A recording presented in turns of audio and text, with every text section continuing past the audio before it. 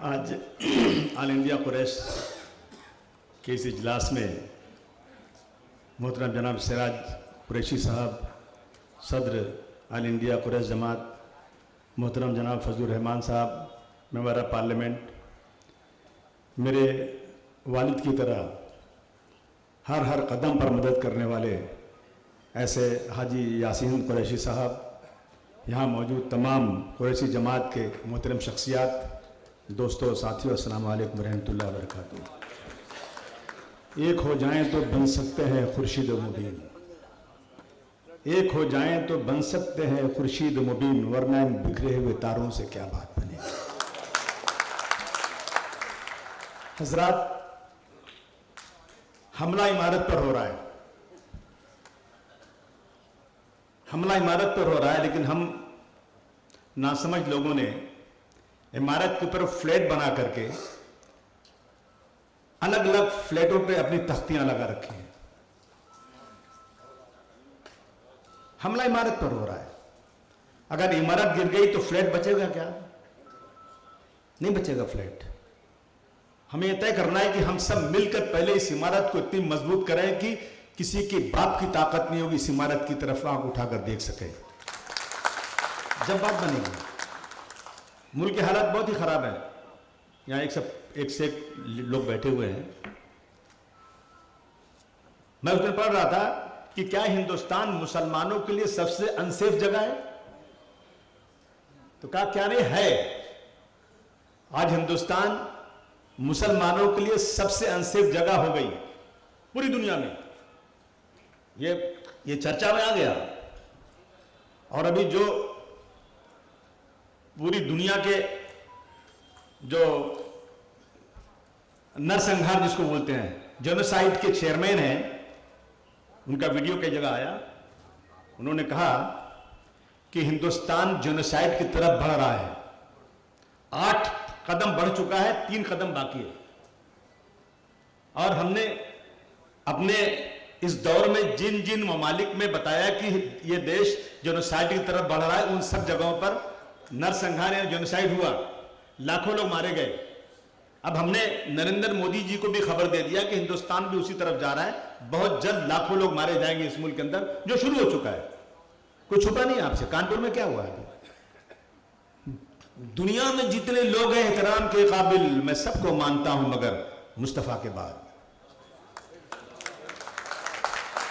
लानत हमारी जिंदगी के ऊपर। कोई भी उठ के एक दिन बोल देता है शरीयत के खिलाफ, हुजूर सल्लल्लाहु अलैहि वसल्लम के खिलाफ, अल्लाह के खिलाफ। यानी ऐसा होता है कि एक आदमी को, दाढ़ी वाले को पकड़ करके 20 आदमी मारते हैं और कहते हैं तुम गाली दो। मरता क्या नहीं करता। ये इस मुल्क में हो गया है। मैं इसलिए कह रहा हूं कि हमें क्या करना चाहिए। देखिए, कुरैश जमात के लोग बहुत मजबूत हैं माशाअल्लाह, और मैं जानता हूं बहुत बड़े बड़े लोग हैं। हाजी साहब खुद, जब मैंने यहाँ शुरू किया काम, मेरे कॉन्स्टिट्यूंसी में मैंने एक्सरे मशीन और सोनोग्राफी और डायलिसिस मशीन सब लगाना शुरू किया, तो मुझे हाजी साहब ने बढ़ चढ़ के उसमें हिस्सा लिया, मुझे मदद किया उसके अंदर। बहुत सारे लोग, ये बोलना नहीं कि सामने अच्छा नहीं लगता है, बहुत सारे बेगुनाह जेल के सलाखों के पीछे पड़े हैं। यकीन जानिए, कोई गलती नहीं है। मैं एक जिम्मेदार शहरी होने की बात ये कह रहा हूं, और मैंने पार्लियामेंट में भी और असेंबली में कहा है कि कोई गलती उनकी नहीं है। गलती सिर्फ उनकी ये है कि वो मुस्लिम मसाइल पर बढ़ चढ़ के बोलने की कोशिश करते हैं, मुस्लिम दबी हुई मुस्लिम कौम को मदद करने की कोशिश करते हैं। उसके एवज में उनको जेल की सलाखों के पीछे 20-20 सालों से रखा हुआ है। 20-20 सालों से खाने को नहीं उनके पास है। ये हालात देश में चल रहे हैं आजकल। हम बहुत सब्र कर रहे हैं। मस्जिदों पर लाउड स्पीकर उतार दिया जाएगा। मस्जिदों पर लाउड स्पीकर के साथ लाउड स्पीकर बहुत जगह पे लगा है, उसका नाम नहीं कोई ले रहा है। सिर्फ मस्जिद मस्जिद मस्जिद की जा रही है। मैंने कहा था कि ज्यादा हमको परेशान मत करो। एक बिल्ली होती, बिल्ली बहुत कमजोर है, एक शेर दौड़ाता है उसको, वो भागती है जान बचाने के लिए, लेकिन जब उसे लगता है कि अब मैं बचूंगी नहीं, एक बार मुड़ के शेर पर भी हमला करती है, उसके बाद मरती है। एक्शन का रिएक्शन होता है, और ज्यादा बंद कीजिए उसको, सर से पानी ऊपर जा रहा है। हम तो हमेशा हिंदू और मुस्लिम की एकता की बात करते हैं, कहते कि महलों और झोपड़ों सबका मुकद्दर फूट जाएगा अगर ये साथ हिंदू और मुस्लिमों का छूट जाएगा।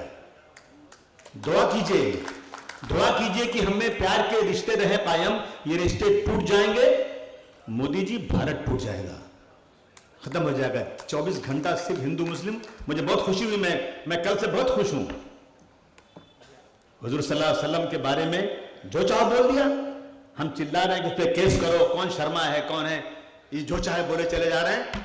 लेकिन यहां के हमारे एक्स चीफ मिनिस्टर, बड़े बड़े लीडरों ने कहा कि तुम घबराओ मत शर्मा, हम तुम्हारे साथ हैं, हम तुम्हारे साथ हैं।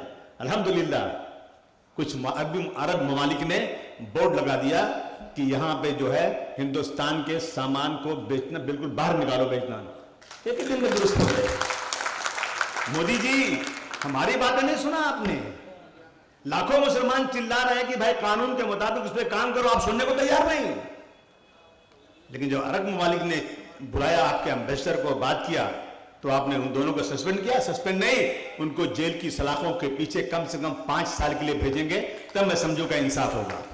मैं एक बार नहीं, मैं 50 बार असेंबली में बोल चुका हूं, और आपसे मेरी बात से मुत्तफिक होंगे कि इस देश में सबसे जरूरी चीज जो है ना, जिसकी वजह से पूरे देश के अंदर अमन चैन खत्म होता जा रहा है ना, जो अभी कानपुर में हो गया है, इसके पहले त्रिपुरा में हुआ था, इसके मालेगांव में हुआ, कई जगहों, नांदेड़ में हुआ, अमरावती में हुआ, आज भी मालेगांव के लोग बैठे होंगे। कितने लोग 307 के केस में पड़े हैं बेगुनाह।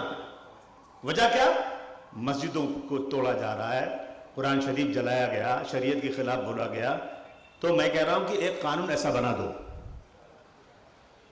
एक कानून, अगर अब मोदी जी के खिलाफ कोई बोलता है तो 1 मिनट में जेल हो जाती है। अरे मोदी जी तुम्हारी हैसियत क्या है? हुजूर सल्लल्लाहु अलैहि वसल्लम के बारे में बोल दिया, तुम कौन से खेत की मूली हो? तुम्हारे बारे में बोला तो तुम उठा के जेल में डाल दोगे, और हुजूर सल्लल्लाहु अलैहि वसल्लम के बारे में बोला जाएगा तो तुम उसको शाबाशी दोगे। कानून एक बनना चाहिए, हम सबको मिलकर एहतजाज करना चाहिए, कंटिन्यू करना चाहिए, मुस्तकिल दबाव डालना चाहिए। ये कानून ऐसा बनाओ कि किसी, चाहे हिंदू या मुसलमान, चाहे कुरान शरीफ हो या वेद हो या बाइबल हो, किसी अहम शख्सियत के खिलाफ, कोई धार्मिक नेताओं के खिलाफ, धार्मिक बड़ी शख्सियत के खिलाफ अगर किसी ने एक लफ्ज भी, चाहे सोशल मीडिया पे चाहे माइक पे बोला, उसे यूएपीए जैसे कानून में जेल में डालो, ताकि 5 साल तक जमानत ना होने पाए। ये कानून जेल में बनना ही चाहिए इस देश के अंदर। रोजाना उसी की वजह से रोजाना ये सब कुछ हो रहा है देश में। आप पता लगा लीजिए, देख लीजिए क्या हो रहा है देश के अंदर।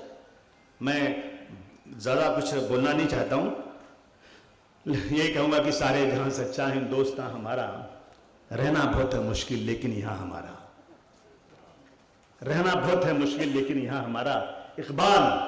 इकबाल आज होते तो आह करते, कहते कैसा बदल गया हिंदुस्तान हमारा। याद है ये हालत हिंदुस्तान की। आज सारी पॉलिटिकल पार्टियां, कोई मुसलमानों को अपने स्टेज पर खड़ा करने को तैयार नहीं, कोई मुसलमानों के इश्यूज को बोलने को तैयार नहीं। मुसलमानों से हमदर्दी है, इसमें कोई शक नहीं, लेकिन अगर मुसलमानों के बारे में बोल दिया तो 85% 80% लोग मुत्तेल हो जाएंगे और मुसलमानों के खिलाफ हो जाएंगे, उस पार्टी के खिलाफ हो जाएंगे। अहमद पटेल साहब थे, उनको गुजरात के इलेक्शन में स्टेज पर नहीं बुलाया गया, नहीं ले गए उनको। क्यों? और जब क्या इशू बनाया कि अगर गुजरात में कांग्रेस जीत गई तो अहमद पटेल मुख्यमंत्री बन जाएंगे। कहां बनने वाले थे वो? और आसाम में ये हुआ, आसाम में यूडीएफ अजमल साहब की पार्टी ने कांग्रेस से हाथ मिला लिया, तो वहां इनका बीजेपी का एक ही भाषण था कि अगर यहां पर कांग्रेस जीती तो ये बदरुद्दीन अजमल बनेंगे मुख्यमंत्री, और कांग्रेस खत्म हो गई वहां पे इसी बोलने की वजह से। तो अब आजकल लोग इतना प्रिकॉशन ले रहे हैं कि मुसलमानों को अपने स्टेज पर बुलाने के लिए या उनसे भाषण कराने के लिए या उनके इश्यूज पर बोलने को तैयार नहीं। यह हालत है, कोई उसे, हमारे में सभी नंगे हैं भाई। एक ही बात है, देखिए 5 भेड़ बकरी है ना, उसको चराने के लिए एक आदमी चाहिए। अगर नहीं चराएंगे तो कहां भाग जाती है बकरियां, मिलती नहीं। हम 20 करोड़ है, हमारा चराने वाला कोई नहीं है। हम किसी को मानने को तैयार नहीं है। हमें स्टेज पर सबसे पीछे बैठने की आदत डालनी पड़ेगी। सुन लो कुरैश जमात के लोग,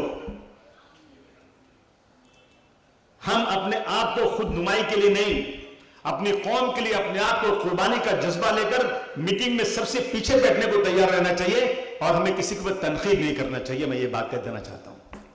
हम तनकीदें करते हैं, जो शख्स आगे बढ़ता है ना उसके ऊपर तनकीदें होती हैं, उसकी बुराइयां निकालकर उसकी जो है उसको पैर से काट कर छोटा करने की कोशिश की जाती है, ना कि हम उसके बराबर हो जाएं। मेरी कौम में ये बहुत बड़ी कमी है। ये हमें इस बात का ख्याल करना चाहिए, बहुत ज़रूरी है। और हमें अपना एक लीडर चुनना चाहिए। मैं एक सियासी लीडर की बात नहीं कर रहा हूं, मैं मजहबी लीडर की बात कर रहा हूं। एक पूरे देश के लोग बैठे सर जोड़ करके, जितनी बड़ी बड़ी कमेटियां हैं बैठे, और हर स्टेट में उनके नुमाइंदे हों और वो कह दे कि आज तुमको 5 माले से कूद जाना है। हमें उफ नहीं करना है और कूद के अपनी जान दे देना है, क्योंकि मेरे लीडर ने कह दिया है। अगर हमने ये कर लिया ना, हमने ये कर लिया तो हमारी हैसियत बन जाएगी। आज हमारी हैसियत कुछ नहीं है इस मुल्क के अंदर। आज मैं देख रहा हूं हमारे गांव में पुलिस वाला एक आया, बोले ये गाय क्यों बांधा है? उसने कहा साहब दूध देने के लिए रखा है। कहा तुम काटोगे इसको? कहा नहीं सर, हम तो दूध के लिए रखे हैं। जबरदस्ती भैंस काटने पे, गाय बैल जाने दीजिए।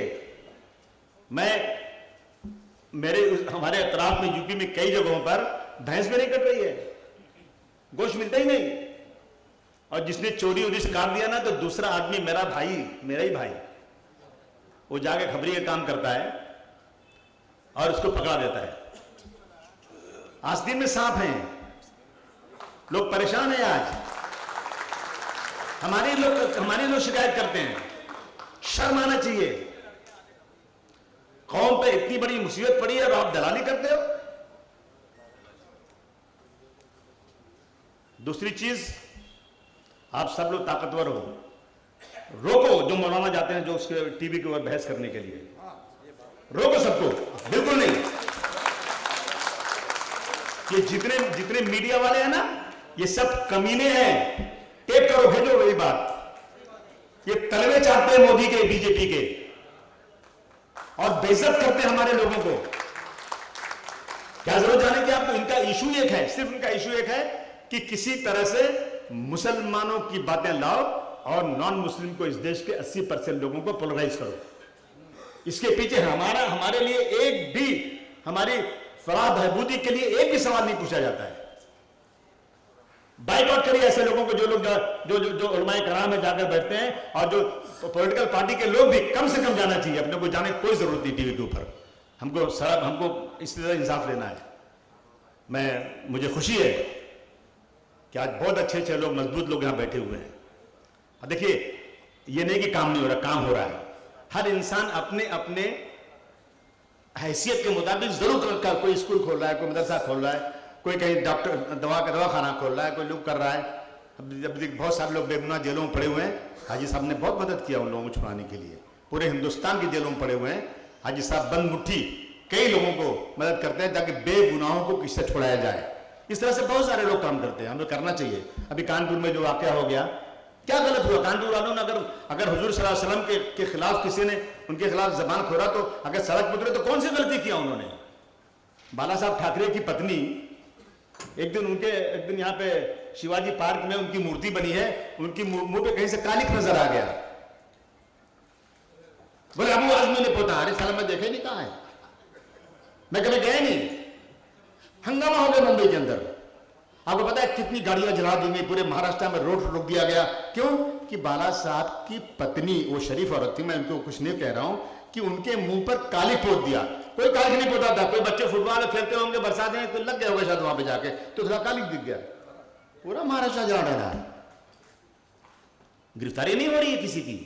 हमारे लोगों ने कानपुर में अगर हुजूर सल्लल्लाहु अलैहि वसल्लम के खिलाफ किसी ने कुछ कहा निकले, तो आप जो है, आपने 500 लोगों की लिस्ट बनाया है और इनको सबसे संगीत धाराओं में बंद करना चाहते हो।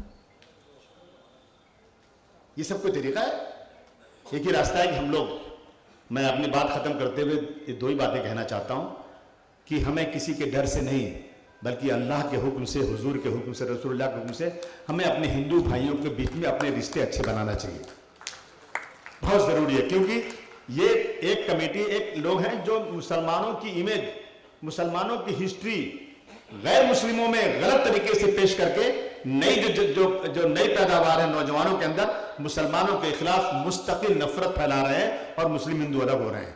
लेकिन हम अपने तरीके से, हम लोग अगर इस्लामी तरीके से जो हमें इस्लाम में सिखाया गया है, अगर हम अपने हिंदू भाइयों से ताल्लुकात अच्छे बनाएं और हिंदू भाई हमारी ये लड़ाई लड़ें, तो हम इस लड़ाई को जीत सकते हैं। हमें ये करना ज़रूरी है। दूसरी तरफ हमें अपना, जैसे आपने कहा अभी कि हमें अपनी जो लीगल वो बनाना चाहिए, लीगल फोर्स बनाना चाहिए। हमने देखा था कुछ लड़के बंद थे बेचारे जेल में, जब उनके वकील आते थे तो ये फिरका परस्त लोग उनकी गाड़ियां तोड़ देते थे और उनको पुलिस की मौजूदगी में मारते थे। और ये ठाकुर प्रज्ञा सिंह ठाकुर पुरोहित जब ये लोग जेल में आते थे तो सैकड़ों लोग आके नारे लगाते थे, तुम आगे बढ़ो, हम तुम्हारे साथ हैं, और उनको फूलों का हार उनमें फेंका जाता था। ये हालत यहाँ पे ये है। इन चीज़ों पे हमें ध्यान करना है। अपने कौम के लिए, अपने मुल्क के लिए हमें लड़ाई लड़ना है। अब फकत शोर मचाने से कुछ नहीं होगा और सिर्फ होंठों को हिलाने से कुछ नहीं होगा। जिंदगी के लिए बेमौत मरते हैं क्यों हो, और अहले ईमान होता शैतान से डरते क्यों हो। बहुत बहुत शुक्रिया। बहुत खूब आज़मी साहब, आपके कई